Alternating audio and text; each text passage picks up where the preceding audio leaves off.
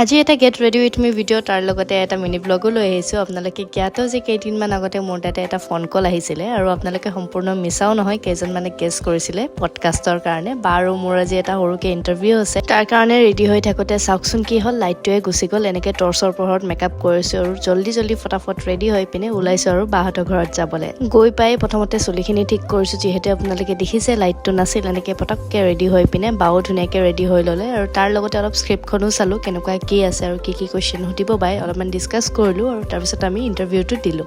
জীৱনত প্ৰথমবাৰ এনেকৈ ইণ্টাৰভিউ দিছোঁ, কেনেকুৱা হৈছে নাজানো। আপোনালোকে চাই ভাল পায় নে নাই সেইটোও নাজানো। আশীৰ্বাদ কৰিব যাতে আগন্তুক দিনলৈ এনেকৈ আমি যাব পাৰোঁ, ধুনীয়া ইণ্টাৰভিউ কৰিব পাৰোঁ। আৰু বাৰ চেনেলটো হৈছে সতেজ খবৰ, সেইটো ফেচবুক পেজ এটাত আপলোড হ'ব। আপোনালোকক কমিউনিটি পোষ্টৰ যোগেদি মই আপোনালোকক কনফাৰ্ম কৰি দিম। পিছতে সদায় নিচিনাকৈ কলেজলৈ যাবই ওলালোঁ, যিহেতু এক্সট্ৰা ক্লাছেছ চলি আছে আমাৰ। আৰু তাৰ লগতে যিহেতু ৰাতিপুৱা একো খায়ো যোৱা নাছিলোঁ, সেইবাবে কেণ্টিনত ৰুটি এখন খায়ে